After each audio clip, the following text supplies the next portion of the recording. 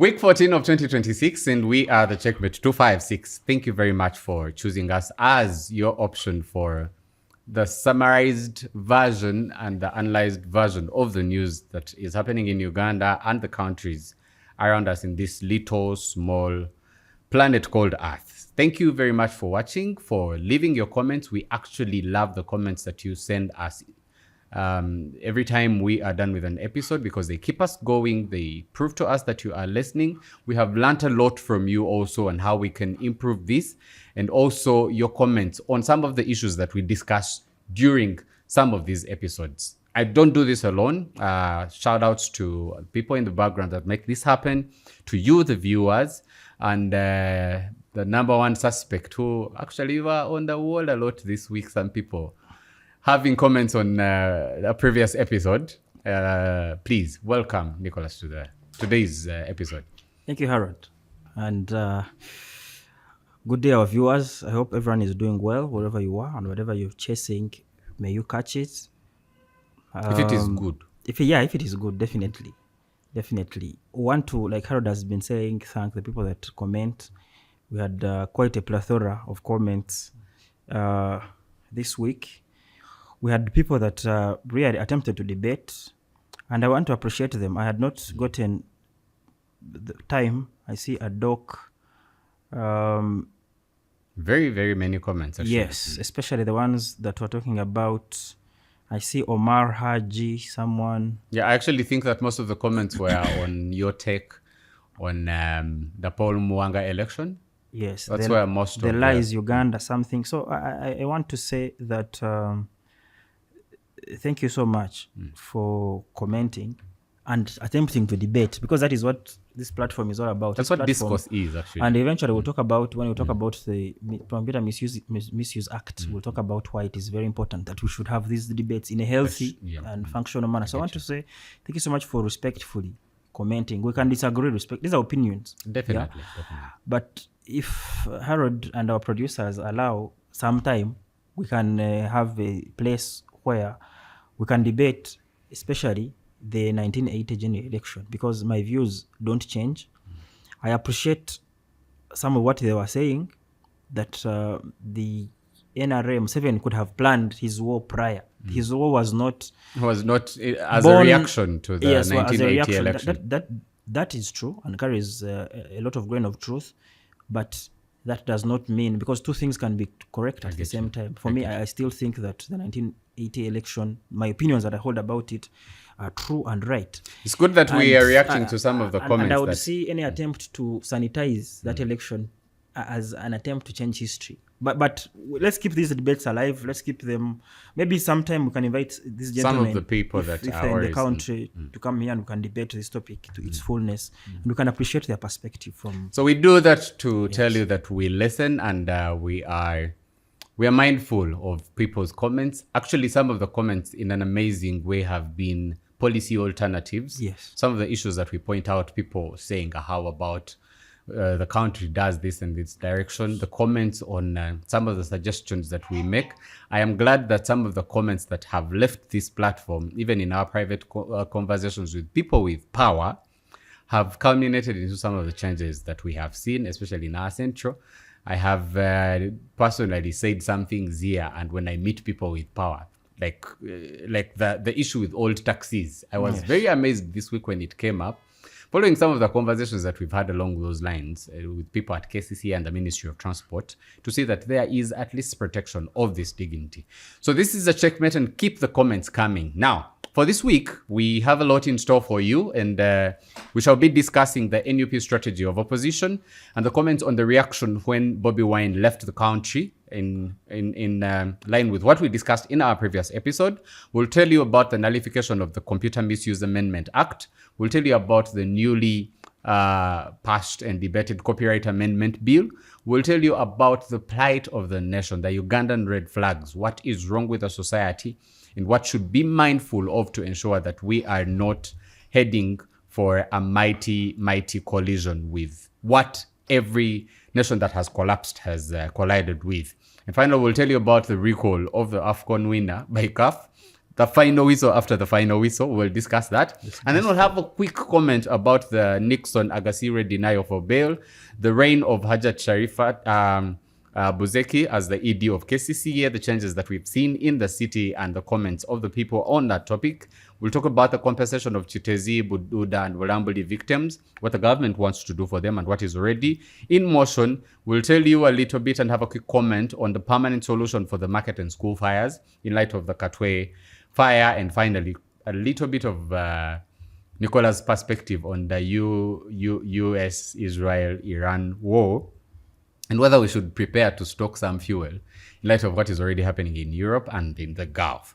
This is the Checkmate 256, and as I say, this is 14 of 2026. First to our, straight into our first topic, Nicholas. The timer is already running, but we are talking about the NUP strategy of opposition, and also your reaction on the comments that the public had in the wake of Bobi Wine leaving the country temporarily to execute what they have and what comes out as the strategy for the NUP and Bobi Wine. In the course of this week, we saw pictures shared by Bobi Wine at the Capitol Hill in Washington, D.C., meeting some of the bipartisan committee, both for Republicans and the Democrats, which, of course, the obvious tale is the discussion of what is going on in the country, and with close confidence saying that there's a strategy to ensure that the US and other powerful nations stop funding what he considers and has always said that is bad rule for Uganda, that is trampling human rights and etc. The other reactions from people, I even saw some comments from notables in Kenya discussing to say that it's bad timing for someone to bank their national fate to an America which is being, for example, castigated for abuse of human rights on the world scale. That such an invitation would be a misread of the times and seasons. So there's been a couple of reactions on strategy and also on the timing. So we can discuss it along those lines, and please, you have the floor. Thank you, Harold. And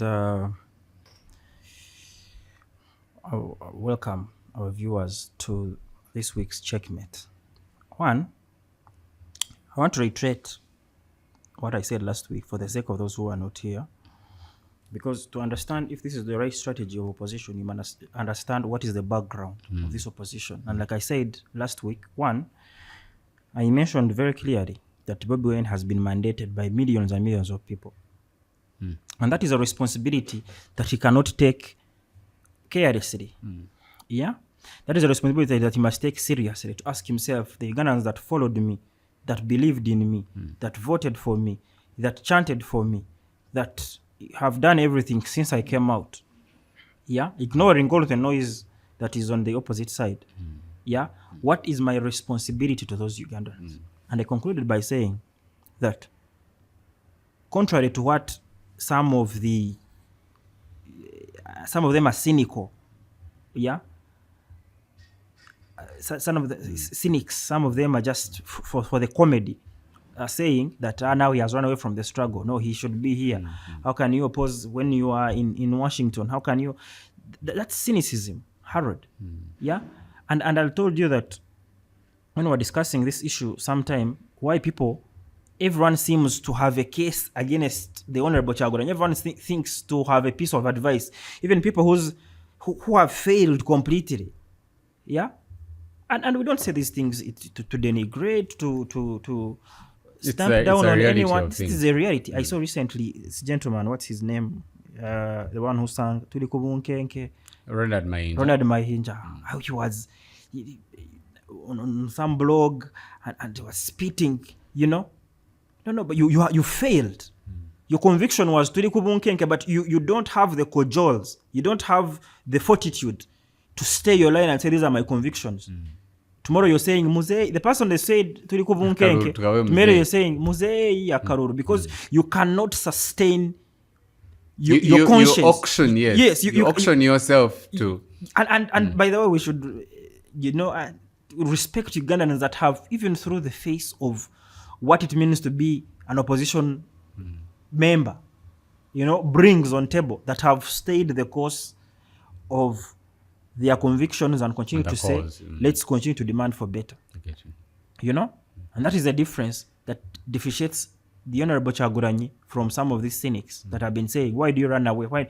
I think that he runs away. Okay, he does not run away. He gets out of the country that his plan can become more solid. He is of no use when he's in a prison in Arua. And Besigye has been in prison. Some of these people that are cynics, I see Manyagwa, I see whoever, the Bariamurebas of this world, everyone thinks they have something to tell, you know? I think for me, the biggest pointer, Nicholas, has been the people in NRM wanting to dictate how Bobi Wine should structure his opposition. Yes. It's like we are in the ring and you want to advise me how I should throw punches at you. Yes. And how I should oppose and be the alternative. It just means, and it's a pointer that it's uncomfortable what he's doing to them, and that's why they want to react to it by looking down on it as opposed to facing it. It's unfortunate. All is fair in love and war. Yeah? The NRM has deployed in the last election very, very unorthodox tactics. That's true. Things that we have previously not seen before, actually, in the last two elections. Yeah, that's true. Yeah. Unprecedented. Why do they think that they should kidnap? They should disappear on the floor of parliament this week. The Honorable Senyonyi was talking about disappearances of people, even post-election. Yeah. I get you. Disappearances of people. So many things tactics that have come, but for them, they want the opposition to be contained, to be predictable. According to their work plan. And for some of these other people, the cynics, you know, I think that for them, they should not punch above their weight. Why? Because Bobi Wine has become a meal card to so many of those people, and they don't know it. I don't know if when they sit down. No, they are aware. They are aware. They so know that's that why actually they comment about those issues. It was not this man, I would not be a presidential. You have nothing as Eddie Kenzo, and this one, by the way, I say this without apology. You have nothing as Eddie Kenzo that you can advise the president. What do you have as Eddie Kenzo? You can't even count 1 to 10. What do you have to advise the president? Copyright. Yeah. What do you have to advise the president as full figure? You can't construct 2 sentences in English. Not that English is a standard of intellectualism. Of understanding, yes. Of understanding. And that's the other thing that people talk about, sometimes think Bobi Wine, because he's not an outright... People think intellectualism is in like, oration, is in, quoting Shakespeare here and there, like we do sometimes. No. When you listen to this person's songs, you can see this is critical thinking. This is someone that said to Gambile, Jennifer, he's thinking about the people. He sang about ghetto. He's talking about the electricity prices, the prices of fuel, that while he could have flourished in that area, yes, he thought about the national cause and did he's something thinking about it. So intellectualism, I want to say it outright on this platform, that is not about which language you speak. It's just about how critical you think about these issues. Yeah? So I think that these people that Bobi Wine is their meal card, and they just don't know it. So instead of being cynical and whatever, they should be hopeful that he can come back and put up a strong foe. Because as long as Bobi Wine continues to be strong, their careers continue to flourish. So let me ask you something, Nicholas. Yes. If you're advising Bobi Wine right now and the NUP, yes, how would you perfect this strategy to bring better for Uganda, or as a tool of change? For me, I would advise Bobi Wine, not advise Bobi Wine, the nation. Allow me to amend your question. Please, I understand. Because as a nation, we have to ask ourselves, and sometimes that is a problem that people don't understand us, is that sometimes we speak from the place where what we're advocating for is what is best for the nation. Yes. But because what is best for the nation is also best for maybe the opposition, then they label you you're in support. No, because you don't want to wake up one day as a Ugandan and we are living under a one-party state. You don't want to wake up one day as a nation and we are living under a nation that has no opposition. Yeah, we are living under a government that has no opposition. The opposition must be in these kinds of governments because they provide checks and balances for government excesses. And alternatives to policy. And alternatives to policy. Thank you very much. There are so many things that have been enacted in this country because opposition came up. Sure. The death of, we've talked about this, the death of the scrapping of graduated tax was because Besigye said he would scrap it. That's true. The improvement, even among regime operatives and state functionary, Yes. function like the army, the whatever, they are They are beneficiaries of the work of the opposition. Of the opposition by saying we are promising better to do this. Yeah, you don't want to live in Uganda where no one talks about the bad roads that we have. No one talks about the kidnappings that are happening on the floor of parliament. No one talks about the school systems that we are seeing. I get you. You know, State of our healthcare. The state of our healthcare. There are no drugs in hospitals. I think that what we should be praying for as right-thinking Ugandans is to make sure that there is a strong, robust, functional, and space, you know, for a good, robust, functional opposition to be in Uganda. Otherwise, the integrity of our democratic ethos and principles will continue to die, and so dies the state of affairs in the country. In the whole country. In the whole country. Yeah. Every time you think about, because when the opposition dies, understand something. Okay, let me not break it down. Let me not break it down to the common man. It means that someone can come and grab your land, but you have nowhere. Last week we talked about how the media, we speculated how the now buying of nation media might impact, especially if they lose the edge that they have held in being the fourth estate, balanced, being, you know, having the principles of journalism, independent, balanced, and ready to risk it all, even if it means they are chased away from their whatever, they are labeled whatever, you know. Opposition, enemy paper. You get. So you don't want a country where someone can come and take your land because they have the RDCs and whatever's and they come with soldiers and they overwhelm you. You can't report anywhere because the judiciary is, we've talked about cadre judges in this platform. You can be, you're helpless. Yeah? Drugs in hospitals are not there. You have nothing to do about it. Taxes are introduced that are unfair. You have, let me tell you, and that's for me, that's the problem. And you will forgive me, honestly, you will forgive me. That's the problem that for me I have with Mpuga and his DF clique.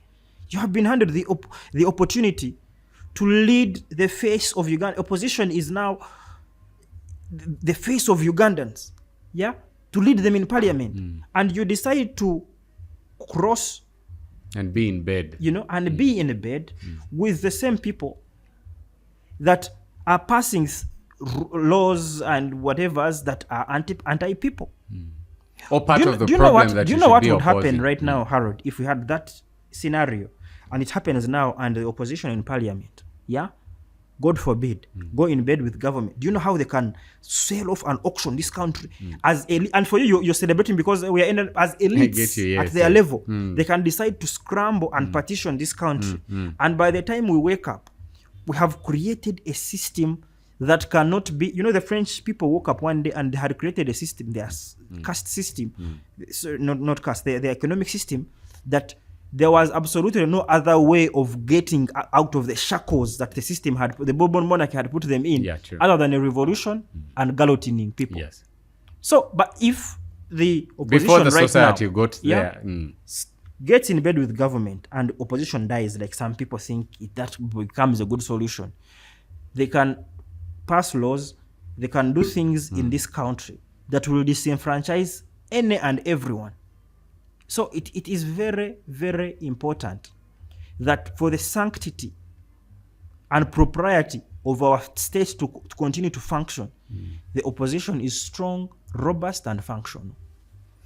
We have to switch, and thank you very much for the analysis. We can leave it to the viewers to also comment on the alternative policy. And also, I think for me, the bigger take home from this is the creeping trait for people to donate their responsibility to fight for their nation to other people. Like you leave it and say, let Bobi Wine handle it. I will stay as a critic as opposed to participating in the change that you want to see in the country. And while we discuss this, it's also important that patriotism demands that you do something about some of the things that you are not comfortable with, and you contribute a brick towards the building of what we believe can be an empire. So conclusionally, for me, I think that, forgive me, I know I had concluded.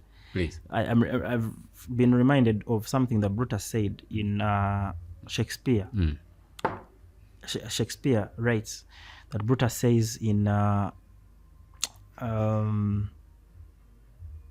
Julius Caesar, And these are the Talmas times that I find the Honorable Kyagulanyi in. He says that there is a tide in the affairs of man, which when taken at the flood, leads to fortune.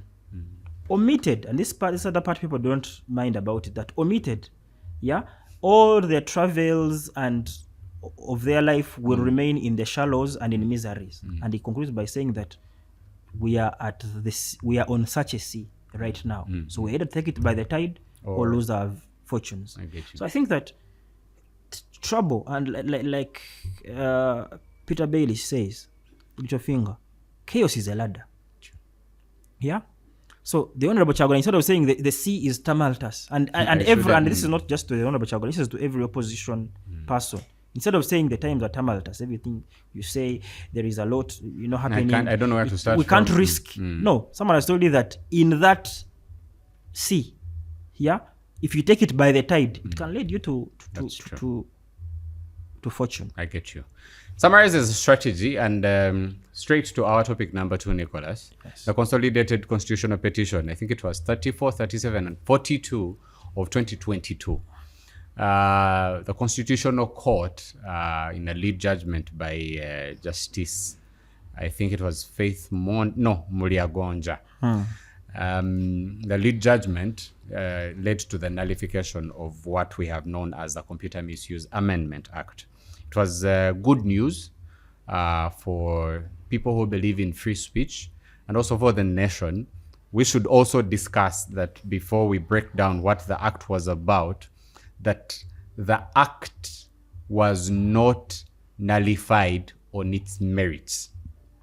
That the justices of the Constitutional Court, the Court of Appeal seated at the Constitutional Court, did not say that the provisions of the Computer Misuse Act were not in contravention of the human rights or the constitutional provisions. They said that the passing of the bill faulted the Constitution in terms of the procedure, how the Parliament defined quorum when they were saying those in favor say aye and those not in favor say nay, and that even the members who participated, they didn't have enough quorum to pass that act. That should be clear. That is different, and it has different legal effects.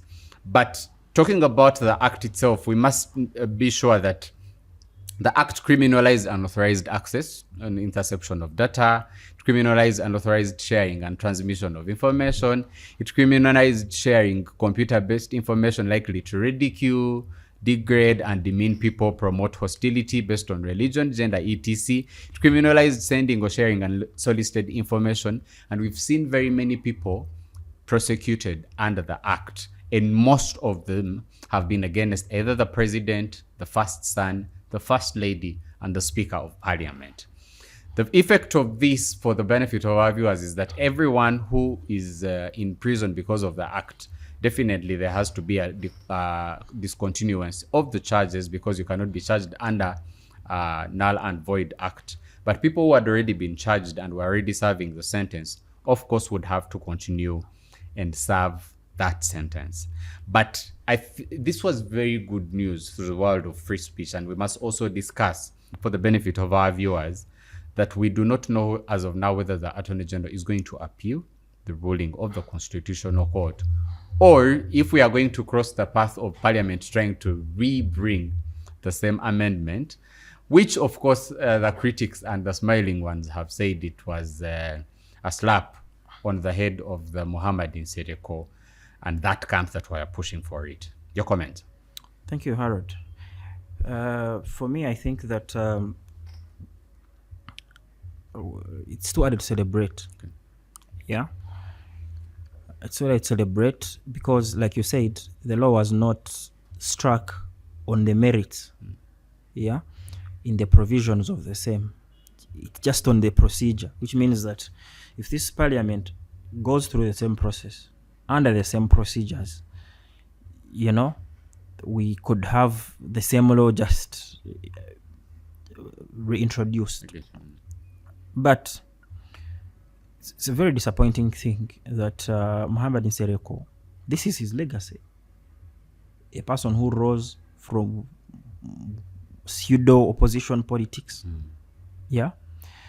And this is the what famous tide of the rebel MPs. This is what we're talking about when the opposition gets in bed with the government. These are the consequences, guys. Yeah. This is someone who rolls up. Pseudo, he's not cold, he's not warm, he's just there. But as a parting shot to leave parliament, he introduces a draconian law that its provisions are ambiguous, you know, talking about things like annoyance. Like, so what are the parameters that I have annoyed someone? That you have annoyed someone. How does it leave free speech? Yeah. How does that leave free speech? And then they were trying to target digital spaces. For me, I thought this is sort of because most of the provisions are already captured under the Penal Code Act. Yeah. Things to do with offensive communication, defamation, sectarianism, and sharing of unauthorized information. Yeah. So I feel like this was targeted towards a certain group of people. And for me, that's why I want to debate, because you can tell us about the law and everything, but the question is, what is the spirit behind this law? I think the bigger debate is, why should this kind of law that is already catered for in the Penal Code Act, you know, because at the end of the day, that is supposed to be enough. But why do they come and say it's not enough that the Penal Code talks about offensive communication? We need to go down, you know? And specifically look for... So I think that, first of all, our people, and I saw people celebrating on TikTok and saying, even on Twitter, saying, no. Freedom of speech is not absolute, you know, and we all know that it's guided by the constitution of the country. But you see, Nicholas, yes, on that very point, there's an interesting case of Andrew Mwenda and Charles Onyango versus the Attorney General, and it qualifies the extent of someone's rights. And for context, in that case, that's when Andrew Mwenda had been arrested for saying that Museveni was involved in the Garang thing. Yeah, in the Garang thing. And then Obo, while at Monitor, they had said that they were involved in looting Congo and stuff like that. When you read that, I think it's a decision of Kanye Ihamba, it was clear to say that you can abuse. You have a right. I have a right to abuse you. You get my point. Especially when you are in power, you are open to critics every time you leave your bed and you're executing your official capacity.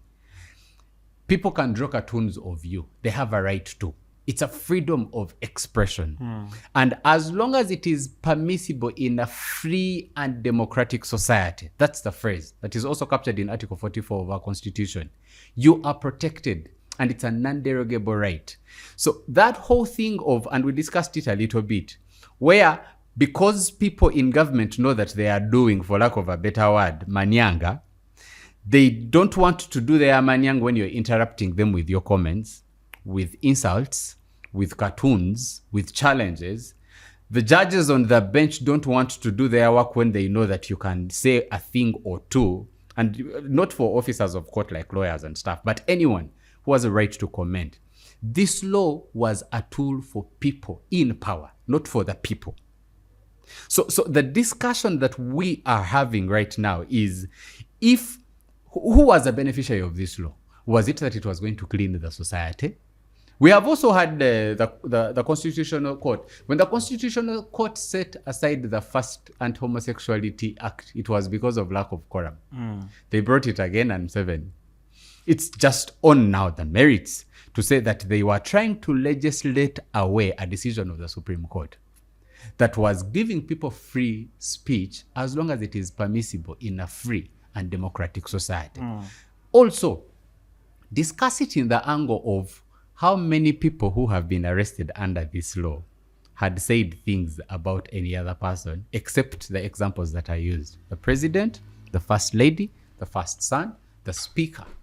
You see, that's what I was... And now the Chief Justice, because Malema Bidizi is still in prison because of that. That's why I was telling you that to understand who this law targets, you have to understand why this law must come and why it must come in 2022. Yeah. After the wave of the NUP. Of the NUP in 2021 and the bursting forth of digital spaces around that time, the increased activity of TikTok, the increased activity that... because previously... when the digital spaces were still a little bit closed, I think if the history, you can, if in history, it's newspaper, so you only read opinions of Onyango Obo, Andrew Mwenda, Hillary, Dr. Love, Hillary, in all aspects, really, sports, what, you know, then they keep opening up a little bit. Facebook comes, so then you have, Adi Facebook activists, the TVOs come through, but in the last election, the 2021, 2016, 2021, thereabouts. Okay. There was a bursting forth, because in 2016 I don't think TikTok was popular. If it was there, no, it wasn't. Even. By that time, it wasn't. Maybe that time I think this all. So everyone that has, and people burst forth, But also the pre-COVID X, used to be quite intellectual. Forgive me.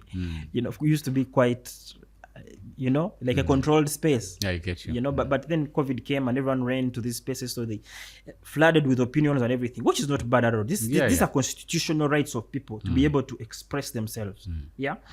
But so that election brings forth a plethora of people that someone in Alebutong without an can, tell you what is happening and give their opinion about something, about in the election.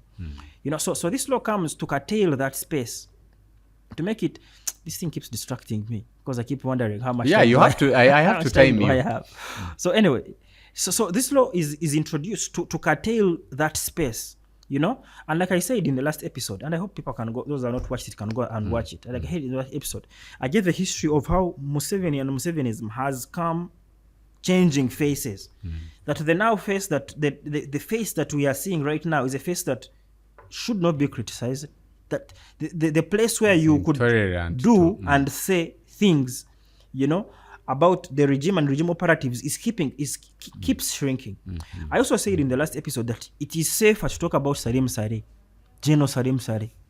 It is safer to talk about Otafire. It is safer to talk about Jim Muhwezi than it is to talk about these newcomers who are just coming, and they are vicious and they are.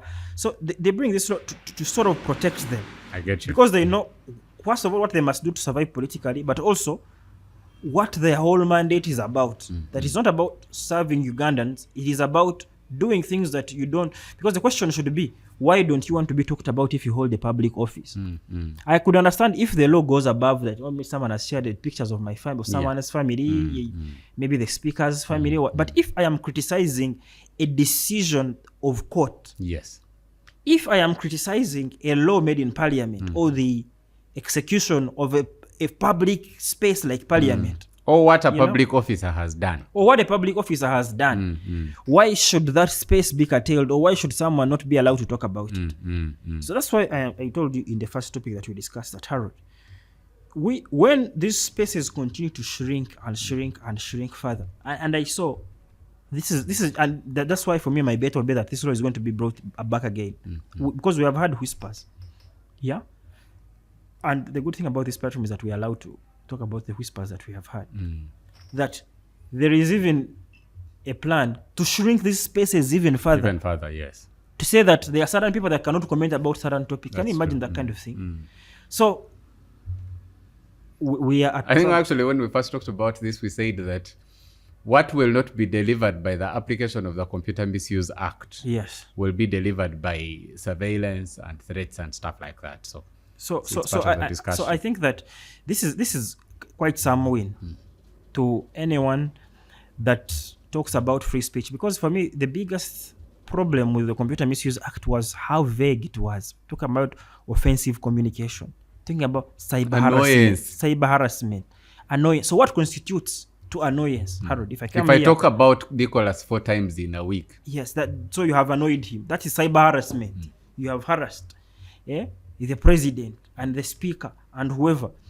Number 2, to also understand why this law came, you can see the victims of the law.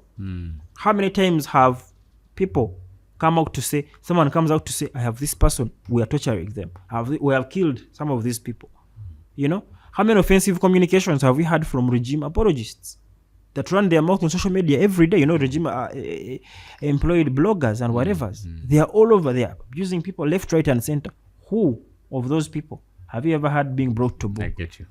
You know, so I think that the spirit of that law was anti-Ugandan, anti-freedom of speech, anti-freedom of expression, and we shall celebrate a small win, you know, as a way to see how the future shapes up on this kind of thing. Still around the talk of new laws and disbanded and nullified laws, if you are a creative somewhere, you must have had news on the amendment of the Copyright and Neighboring Rights Amendment. The bill that was that is in its final stages now, of course, to become permanent law, is a protection for anyone who is a creative, musician, poet, dancer, the creatives who are doing apps and etc. The good news is that the act now sort of gives a cover from what I would want to describe as vultures, people who take advantage of people's work without paying for it, and also gives an opportunity for people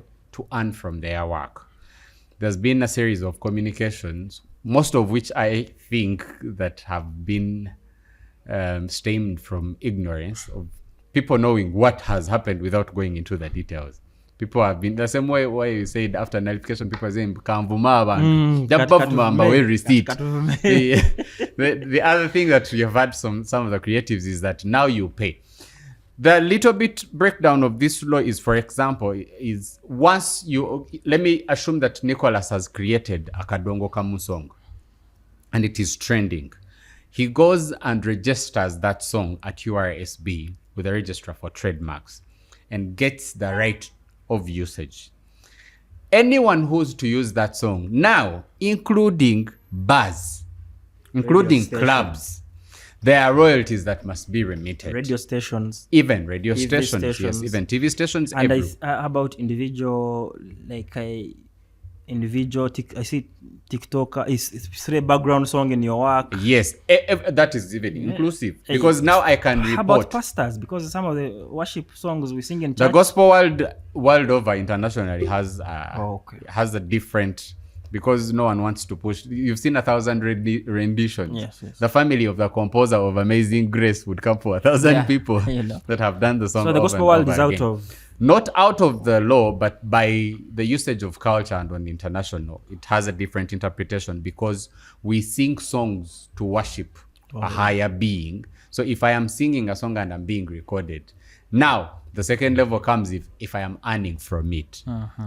Who can sue and who can't sue? But most of the people in the gospel world, because of the nature of the spiritual dispensation everyone is in, they tend not to push for it. But in the secular world, of course, people are entitled to that. But not to say that someone cannot sue because you are a gospel artist, because even in Nigeria, we've seen some of those artists suing their producers for selling their music without right. And etc. We can go on and on.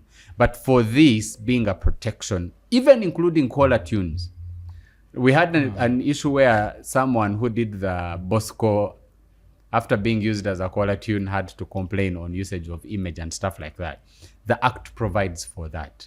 It provides for how long you are entitled to earn from your work, your whole lifetime, and even 50 years after you pass on. I can break it down over and over again, but that's basically the Act. But for someone to benefit is that they must first register with URSB, and you cannot, like, it's a proof of title of sorts. I can break it down and further, but it will be interesting for all the creatives, people doing apps, people doing health products, people creating fashion and etc. to go and break it down. Maybe you can have a comment or two on it and what you think in this youth-dominated society is the import of such a legislation. Thank you, Harold. I should have switched it myself. Anyway, proceed. We have 7 minutes for this before we go to the next. Yes. So I think, first of all, I want to congratulate all artists. I think African creatives are the least that profit from their work, especially in posterity. So many, it's sad to see someone who was once a big artist, the Caferos of this world, the Mose Radios, the Basudes, the children going through, while people are profiting from their work, But there are people that they worked hard for, because all of us, try to work primarily most of the times for our families, are going through the hard life when they could have a place where they could earn from this work. So I want to say congratulations to them on finally this act being passed. That being said, Harold, I wanted to, we will debate, I think with time, on the practicability of the application in the Ugandan setting. I should actually say that the regulations that will be guiding also redefine some of the provisions are not yet made or put in motion by the minister. It's something that will be discussed, but proceed. I was watching some creatives, I think was it last night, trying to explain it, but you know how they explain things. Sometimes you don't even understand what they're trying to say, but they're trying to communicate. But for me, the bigger conversation, and the other thing that I think is a good thing is I've seen so many artists fight for YouTube. I think YouTube the royalties on YouTube by the studio, then they record, or the producer, then for them they're just singing, then they don't own. I remember there was a public battle 2 or 3 years ago of Bruno K, some artist called Bruno K. I don't know what he sang. There's a commercial ongoing case. Yes, so, right now. But the bigger conversation for me is that peradventure, this is the beginning of seeing artists, return back to the artistry that they used to do. For the past 7-10 years, since the rise of Honorable Kyagulanyi, the creatives, have taken a back seat and have, through the ignoble leaders of the sector, being turned into beggars. These are people that are highly talented, highly creative, some of them have sung songs that have attracted international award, being played on international media. Sometimes you're watching a movie and you stumble upon a Ugandan song, you're like, yeah, I know that song. Wait, this is Hollywood. Why are they playing? And that is, and with even more potential to become a global force, like the Nigerians have turned into a multi-billion-dollar industry. Nigerians and South Africans. And the South Africans in their country. That potential, we have this potential, but when you keep sowing the seeds of beggary into these people, telling them that it's not enough, their role models have told them that it's not enough. You see that kind of thing? You have to benefit from after the rise of Honorable Kyagulanyi, because the state was scampering to see how do we neutralize his dominance over this sector and what it represents and the people that it appeals to, called most of these artists together. Most of them, when was the last time most of these artists did a big show? When was the last time they had a good album come out? But why should they? They have no incentive, because they are already satisfied through political money. The easier thing is to just go to Gulu and camp in a hotel for 2 weeks. If you it takes you to the big man, you see the big man, they give you a biri, you come back. You have no motivation. And that's what I'm coming to. You have no motivation, therefore, to say, let me go to studio and cook. If you're going to go to school and be awarded marks that why would you have motivation to wake up in the night and for morning prep? For morning prep and read. So they have no motivation to go to studio and sing. And I could understand the old artists who have now at Ragadis, they had their fair share, and now they can do this kind of thing. But see, these are the role models of these young artists who are coming up, who should be looking at how can I improve my artistry to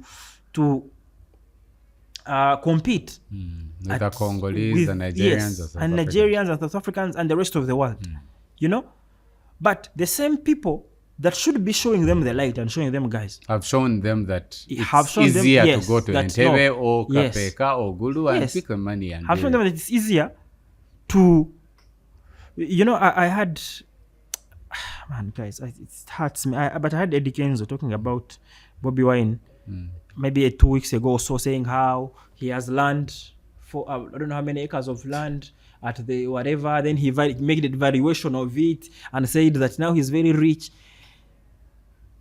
But that should be an example that you actually can sing. And he was saying how that is bad because this man profited from Uganda. The system he's criticizing. But I want to say, sticking to this topic, that is an example that you can actually produce music, you invest, you reach this level. That is what a young artist coming on the scene should see. But what do they see? What they see is they see Eddie Kenzo, they see Bebe Cool, they see Ragadi, they see Ronald Mayinja. They see these other artists of Full Figure, Federation. Butcher Man. Did Full Figure sing any song? I don't know. Yes. Eh. Catherine Kusasira. They see people that they should be looking up to, running for handouts. What does that signal? That signals that the system does not reward. The artistry does not reward. My talent does not reward. It's not even worth it. You see that kind of thing? Like Number two, they politicized the whole thing that now to hold a concert. A show in Lugogo. In Lugogo, they even have to dictate who should sing there and who should not sing there. They have to dictate. I remember there was a time. So we'll talk about the politics of getting Kololo as a venue. There was a time this gentleman tried to sing King Saha, tried to sing Back Home, and the Honorable Kasolo stopped him. Yes, I remember. Yeah, and he came online and said, So for me, it lightens my heart that they are starting to see that can we earn from our art? Because what does becoming a beggar mean? One day they are going to be tired of you, like the man is now tired of them. Of course. He has chased some of them away. Now everywhere he Most goes, of them. everywhere he goes, he's angry. He keeps saying this. They come artists. to beg. They come because trust me, begging is not sustainable. That's the thing that happens, Harold, with creatives. When these guys go to Chisozi the other day, Chisozi Rwachitura. It was Chisozi at the farm for Jazz with Jaja. These are YouTubers and some other creatives or that kind of bloggers and whatever. Nobody talks about the rise of internet prices. Nobody talks about reopening Facebook. Nobody talks about the Computer Misuse Act. Creating creative centers around Yes, town. nobody talks about creating those centers. Nobody talks about opportunities for monetization. I don't understand monetization, but I'm told that monetization of social media. Yes, that in Rwanda they do it. So that they can earn from their craft. Nobody talks about everything. Everyone has gone with one mission. Beg. Jaja tuweyo. Tuwe bahasa. Bansindise. Bana wagaba tuweyo. Tuoche. You see that kind of thing. So the question is, at the end of the day, is this sustainable? It is not sustainable. And these are people that have a lot of potential, but have fallen for what I will call, I don't want it. Jon Snow. Now, Snow, and forgive me, viewers will forgive me. I love Game of Thrones because of its twists, and I'm sort of a Game of Thrones historian. Jon Snow gets up in life as a bastard of Stark. As a bastard, yes. Of Ned Stark. He goes to the wall, abandons Winterfell because, goes to the wall because he thinks, because at the wall you give away so much. It gives you a little bit of a flat safety, surface, because in the rest of the world you're a bastard, you're up to nothing, but you are raised in a highborn house of Starks. So he goes, and there are early signs that this is not an ordinary man. The way he fights, the way he leads is shortly after he reaches, not shortly, but after he reaches, he's made Lord Commander. Lord Commander Momont chooses him as his aide. He's later chosen as Lord Commander over very seasoned fighters. He is betrayed and killed, and the Lord of the Light brings him back to life. There are signs that keep showing that this man is not ordinary. The He's God not just is a bastard. Actually, when the red woman wakes him up from death, he asks him is, why do the gods want you alive? And later Jon discovers that he's actually not a bastard son. He's Aegon Targaryen, son of Rhaegar Targaryen, and Lyanna Stark, the rightful heir of the Iron Throne. But because the history, because he has been a bastard all his life, he has allowed it to permeate his spirit. He just says, I don't want it. It's fun now. I don't want it. Everyone comes to him and says, you are a better ruler than the lady with the dragons, than Sansa, than Sansa, your sister, than everyone who was vying for the Iron Throne. But Jon Snow many times says, I don't want it. Why? Because he has been raised to believe that power is far away. It's not something that he has imagined. It's a bastard mind. And for people who have grown up in power, like Sansa had grown wanting to be the Lady of Winterfell so bad that even after his brother takes over to become the leader, Sansa does not submit. That's why at the end, Bran the Broken is the king of 6 kingdoms. Yes, not the North separate Sansa bad because she has been brought up in royalty. She wants to be a lady of something. She wants to be a queen of something. So the youth have also, and especially the youth, the old people, I can understand that they are cashing out their retirement packages. Their ragadis now what they need right now, you know.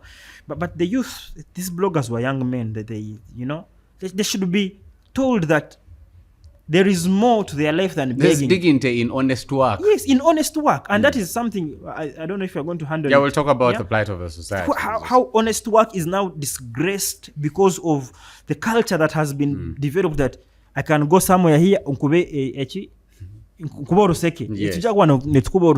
know, and that has permeated us to a place where people have gotten away.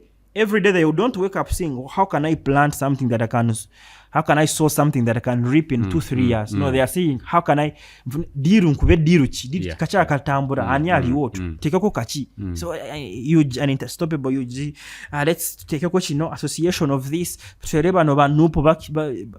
have changed. They have crossed to whatever. Hashtag. You know, so I am glad that these artists have woken up to say there is something we can salvage from our work. There is something that we can get from our creativity. They are very creative people. I've not denied that. But they can earn much, much more if... So I am glad that the system, and I have to close with that, I'm glad that the system is providing avenues to protect this work. The danger, of course, is how practical this will be. And also... the biggest danger, which was already existing, for example, for radio stations, some nations have a rule on how much, for example, in a radio station, you're supposed to play local music and international music. There are portions. Some nations are strict to that level. We don't have that.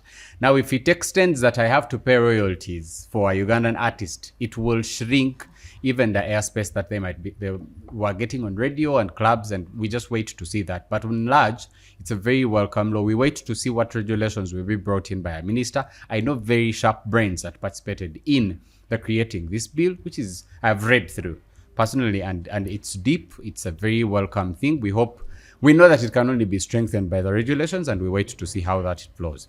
Nicholas, I just want to propose a little bit of a change in what we had said. We first discuss AFCON, then we shall go to the plight, so that we just have more time.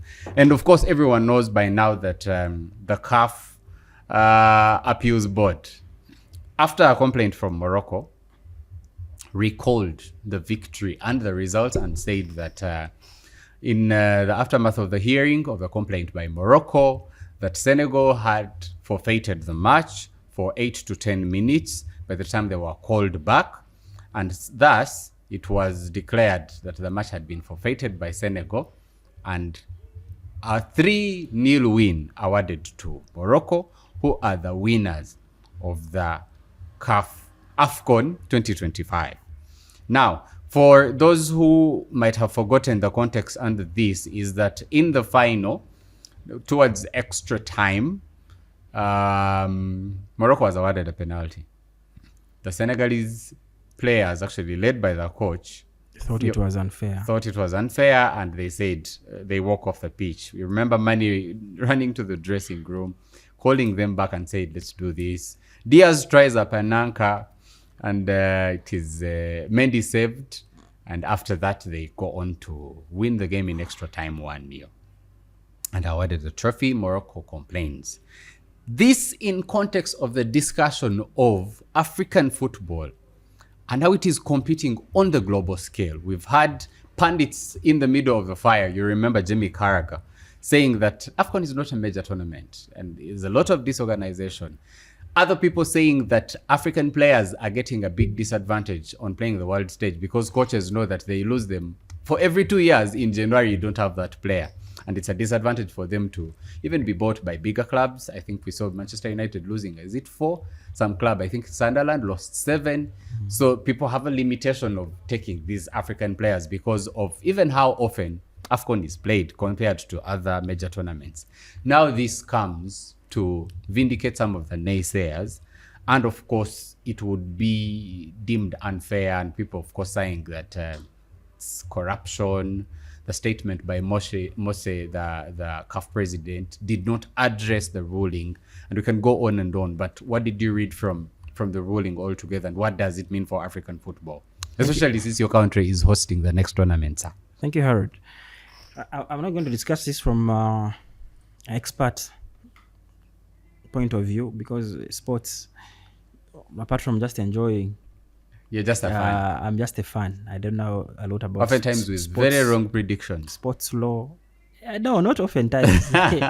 Many times. You know how football can be. But I think that it is a very, very, very big disgrace to African football at a time, especially where the integrity of our tournaments is being brought to question by international critics. But what we're trying to do is, actually, I saw Jamie Carragher saying, you see, guys, I told you. I'm vindicated. You know, and that is the bad thing, is that if someone said, will anything good come out of Itendero, is that you want to work towards disproving this theory that something indeed can come out. Something good can indeed, but every time we now continue to make decisions that continue to affirm, because honestly speaking, I would now want to understand where he comes from, because this is not what international tournament would do this. And I saw some people saying, okay, maybe FIFA should go and also amend the 1986 thing of Maradona, the hand of God of Maradona, that made England miss the World Cup. That made England, not miss the World. So you should go and amend it. When did decisions at that level? This is unprecedented. That a match that was played to completion, the result is delivered from a boardroom. So I think that it is a show of infamy and a big stain in the sanctity of the African sport. For me, as I've seen the section that Morocco appealed under as a lawyer, and I will discuss it to you as a layman. If the rules provide, Nicholas, that if someone walks off the pitch, the person who has remained, or the team that has remained, gets 3 goals and 3 points in a league format, and 3 goals to nil in a knockout or a tournament format.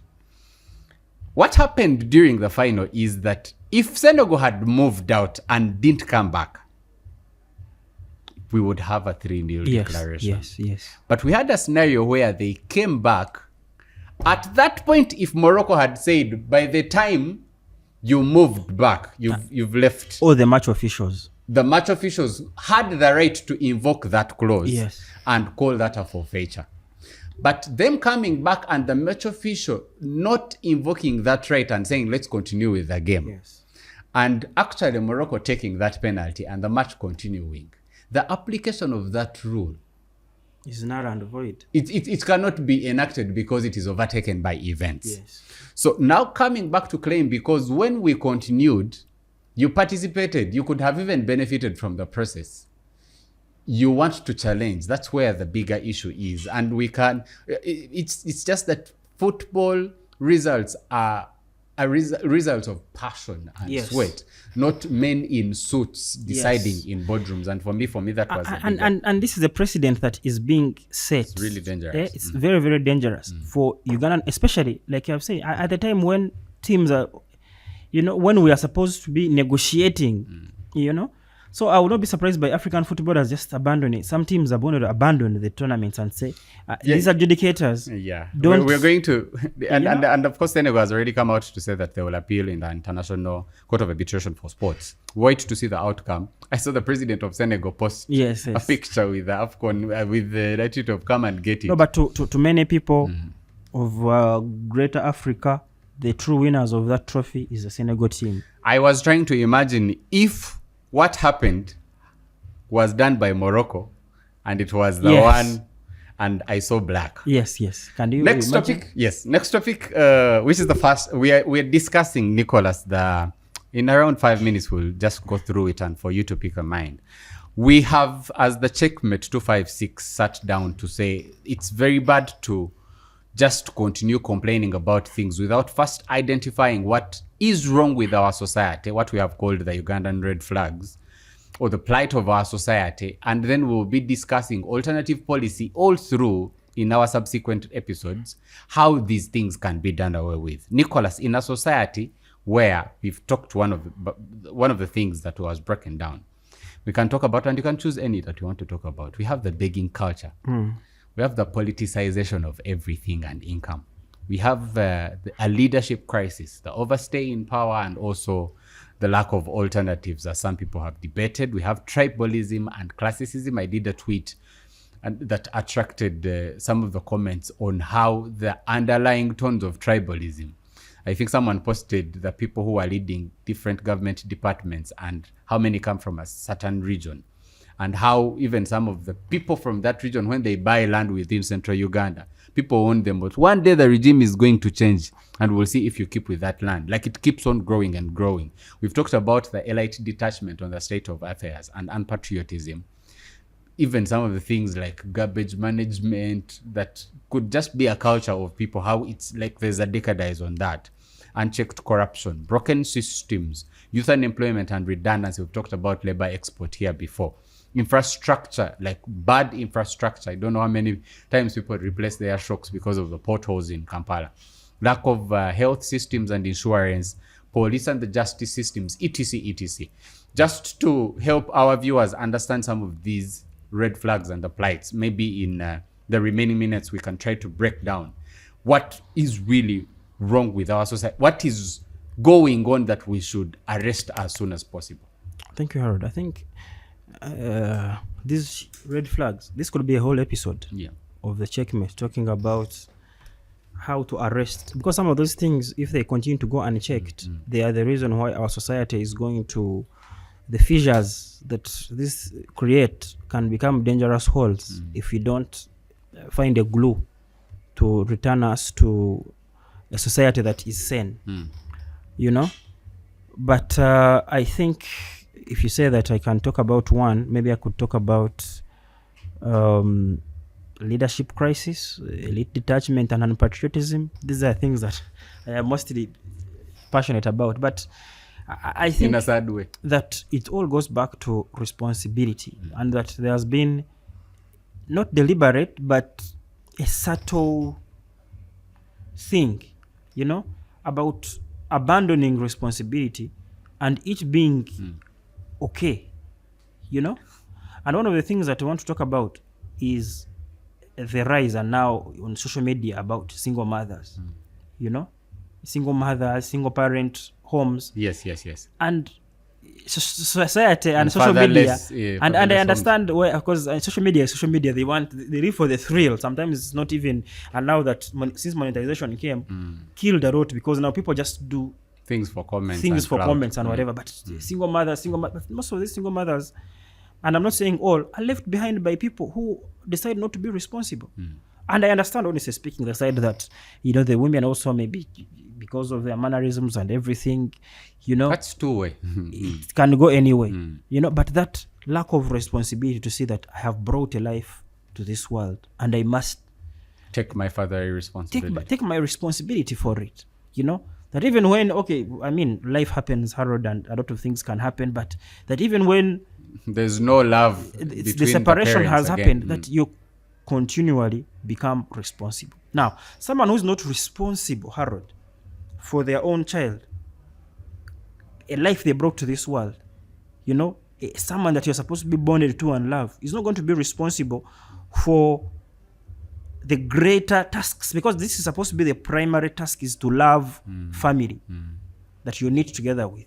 But if you're not responsible at family level, how are you going to be responsible at work? Of course. And therefore, how are you going to be responsible with these bigger conversations of national building to say that, can I do something over and above myself? Because one of the evils of society that we have gotten in that is not included here is this: there has been some kind of selfishness. Yeah? That, Harold, for me, if I can profit from reporting people who are misusing the Computer Misuse Act, and say you be following that and one. you see, follow that one, captured. You submit a list at the end of the week. Submit a list at the end of the week, which is one of the problems I was having, but I will not mention this person on social media, on here, it's an honorable podcast. But people infuse we know the person anyway. themselves, you know, and then at the end of the day, so that selfishness, that lack of responsibility, I think it's where most of our problems begin. Because Harold, you cannot start to blame people for being unpatriotic. People who cannot keep their family, provide for their children. A term has begun, they can't even send fees to their mother, to the mother of their children, to sustain the family. And then you expect them that when there is a great national need, if they are participating in the national need, like campaigns, they are in for escapism. It's not born out of purpose. That's true. Because purpose should send you to be responsible for even the smallest thing that, you know, for the very primary thing that you the smallest unit of the nation. Yeah. So if they're here for escapism. Maybe there's no job or something. So, but this is the only way, or this is what can distract me from my problems or whatever. But it's not born out of purpose, you know. So I if you allow, and our producer, we could have an episode and talk about, because some of these things, for example, tribalism and casteism, this is a very big topic, honestly speaking, and I've spoken about it here before. Classicism, you know, tribalism, tribalism, and there's the Runyankwere word for enkondo, doing everything according to the sects of religion, which is also a reality in some of our societies. Yes, we know how our Muslim brothers were treated in the time.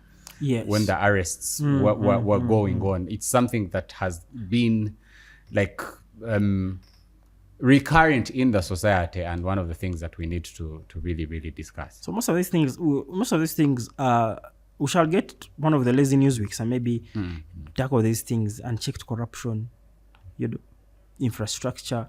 It's a lot that is happening, but I think the most importantly is that to send an appeal that all these conversations can be had and everything, but it is our responsibility to heal this nation. And the people, the problem that especially the elites abandon, because the elites, for them, at least they are alive. You see, the difference between elites and the downtown people, or the, you know, the unwashed, is the elites know the problems, but because they are not touching them personally, they abandon the responsibility. The other people face the realities of the problems. They are the ones who go to the health center 3s and find no medicine. They are the ones who go there and then have to first, they tell you to buy gloves. They're not Bring gloves. a kavera. You know, they are not gloves. Some of them, you know, you have to go and first buy gloves, bring kavera. They're the ones that face but they don't know how to go around the problems. So we need a national conversation that includes us to become responsible, to say, let us step in and heal our nation. Okay. We have around 5 minutes to close this. So comment on this in 1 minute, quick fire. 1, Nixon Ayasiirwe was denied bail on Thursday. Karma is real. Okay. Harold, and forgive me, honestly speaking, I'm also human sometimes. But sometimes we advocate for rule of law and everything, but maybe to some people, does everyone deserve it? They are weeping. Karma. Quick fire and comment on the reign of Hajjati Sharifat Buzeki, the ED of KCCA. We've seen promising. We've seen roads being swept. Of course, the floods come back later and bring the dirt, but we've seen Kitezi people getting some solution here and there. We have seen her good comments on polythene, bringing back the conversation of banning Buvera, and also calling on the people on Weyonje, the 3 R's, reuse, recycle, refuse, whatever. Is she the subtle face of Jennifer Musisi and a mockery of Chitaka? Like, what do you read from her reign? No, I think that her reign is promising, and she's a person that is right-minded. The problem, you see... Will she be swallowed by the system? The problem, that's what I was going to say, of that office is that you must walk on eggshells. You don't know who you're stepping on, who you should step on, who you should not. The problem that take out Jennifer from the city, everything they're trying to do now, Jennifer suggested it and tried to do it. But because eventually politics takes out politics takes over the city, and we explained it here. That's true. How Jennifer had to go. Everything is politicized. If it How affects Ragadi almost became mayor by a few, and then in the next time, the distance was it Ragadi or it was Peter Sematimba, one of the two. We've explained it in the previous episode.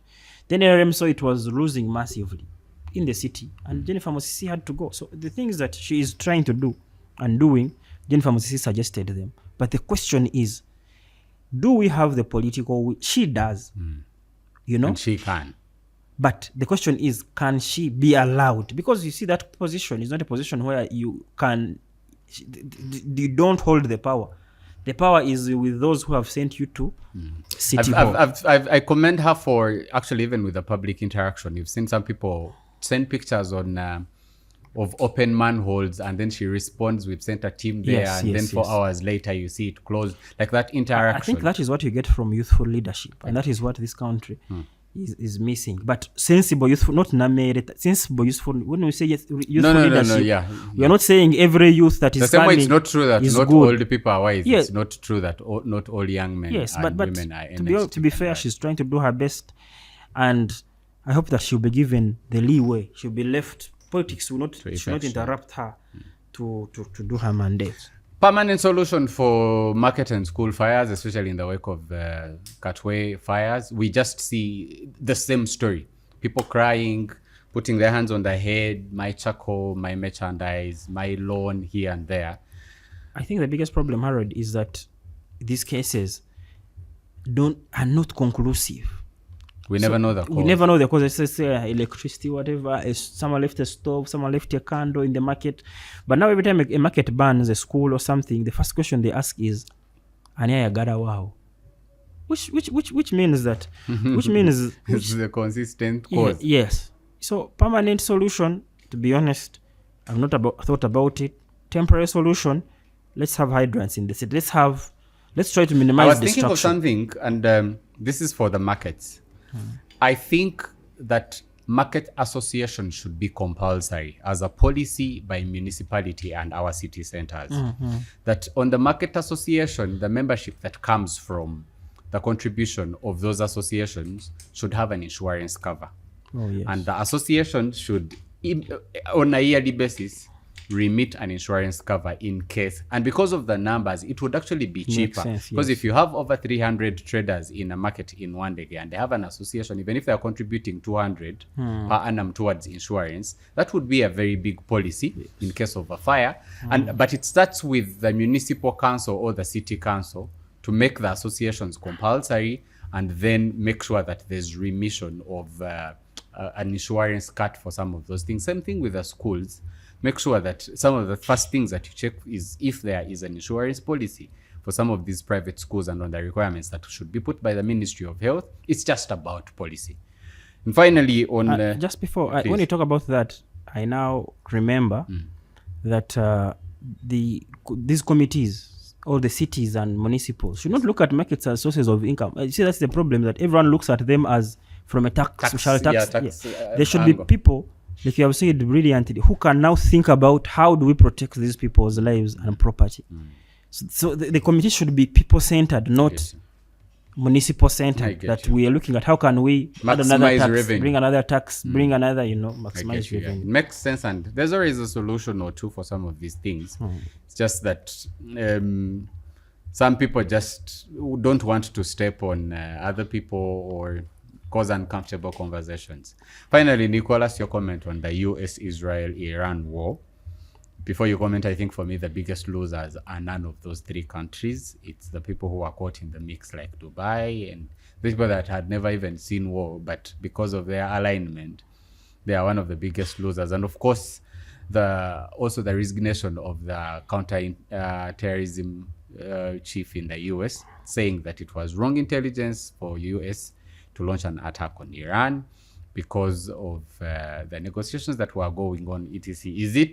Is it a shame that US has realized that it shouldn't have started, that it can't withdraw because it would be shameful? And then you saw the comments on NATO, the statements by Trump, the increase of oil prices, the latest statement on Trump saying that Israel bombed the oil fields without their permission. It's a lot of katogo.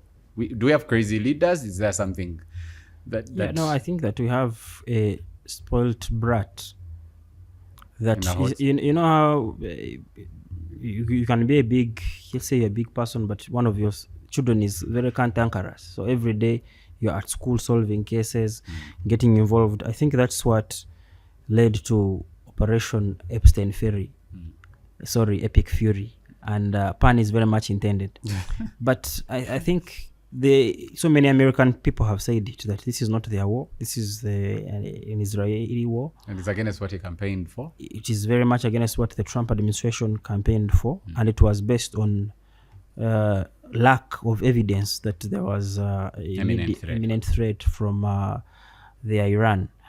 And the war has dragged on longer than both Israel and America had anticipated. I don't know about Israel, because you see, Israel is a very clever nation. It could have led America into what America would have thought was a quick war, like the 12-day war last year. But this has dragged on, and dragging on means consequences because of the geopolitics around the area and the oil and everything. So the Strait of Hormuz closed, and Iran saying that putting conditions for its reopening or escort of oil ships out of the region, we could see escalating oil prices, like everyone has been saying. And we don't know what we could see when the leader of the anti-terrorism in America, counter-terrorism, yes, resigned. The rumors started circulating that perhaps, because you see, anyway, I don't want to trade in what are they called, conspiracy theories on this platform, but there could be something bigger that is coming that could see the deployment of ground troops in Iran, and we could see how the reaction is, because I think that Israel is hell-bent on not having a rival in the region, and they see Iran as a rival, especially with 60% enriched uranium. That alone could, be enriched a little bit further to form nuclear weapons. So let's see how it will shape up, but we hope that for world peace that they can come to a quick conclusion. But for me personally, I was hoping that we could come to a conclusion that does not allow this behavior to continue, that as and when any country feels they can bomb another country, they can bomb them. I hope that Iran, this is my personal convictions, that Iran can demonstrate that next time these two have to be very careful before trying to interfere in you can't bully me and just get away with it. Yes. That they should make the cost too high. That although, of course, the other ones have all the bombing power and everything, but the cost of just coming to my house and fighting me is you pay for it. Yes. Parting shot? Thank you so much for listening in, our viewers. The debate is open in the comment section. Please debate, watch our previous episode and episodes on so many topical issues that we've come covering. Let's lay a grip on some of the events in our nation and pave path, because it's a country that we have and that we will leave to our children. Yeah.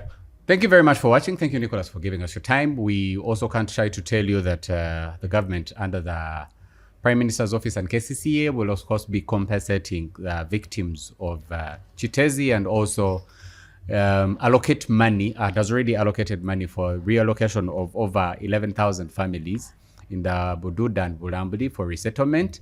And each family will be receiving 2 acres and 10 million for construction of the house. Now, this has gone on and on. If you're Ugandan, you know how many times we hear the news that there's been landslides or mudslides in those areas. But government, in a bid to relocate those people, has done this move. We think it's a good start, and we hope that there shall be a positive reaction instead of us keeping hearing the same news and lives getting lost over and over again. And it's also some of the things that have made news this week. Until the next episode, we want to thank you for watching. we want to call upon you, if you're just watching this for the first time, to subscribe so that you'll be getting more and more notifications every time we have an episode. We are live on YouTube, we are live on Apple Podcasts, and also on Spotify. Every time there's an episode, you can be able to get it, watch it, or listen passively as you do other things. But thank you very much for watching and making us your number one source of the analysis of news happening in Uganda and all around us. Thank you very much. Till next time, we are out.